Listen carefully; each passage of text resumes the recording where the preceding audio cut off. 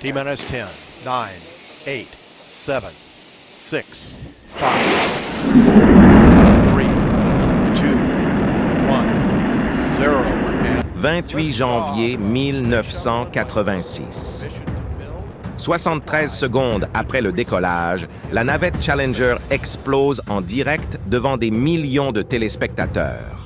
La mission devait être un symbole d'espoir, visant à déployer un satellite de communication, mais surtout à ouvrir l'espace aux citoyens ordinaires.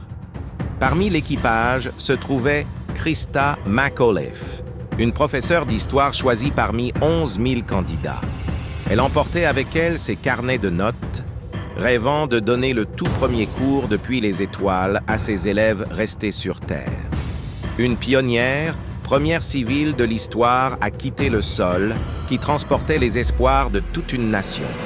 Mais dans l'ombre, une défaillance technique condamnait déjà le vol.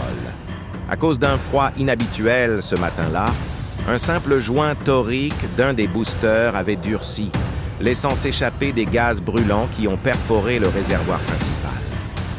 On a longtemps cru que les 7 astronautes étaient morts instantanément. Mais la réalité est bien plus terrifiante.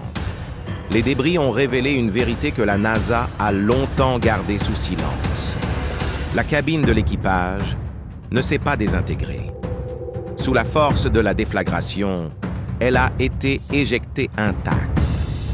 Pendant 2 minutes et 45 secondes, les astronautes ont entamé une chute libre vertigineuse vers l'océan, à plus de 300 km/h. Et le pire, on sait qu'ils étaient inconscients. Plusieurs bouteilles d'oxygène de secours ont été retrouvées activées manuellement dans l'épave.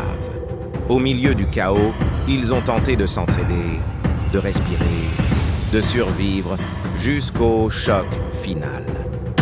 Si cette face cachée de l'histoire t'a touché, lâche un like pour honorer la mémoire de Christa et de son équipage. Et abonne-toi pour rejoindre la meute.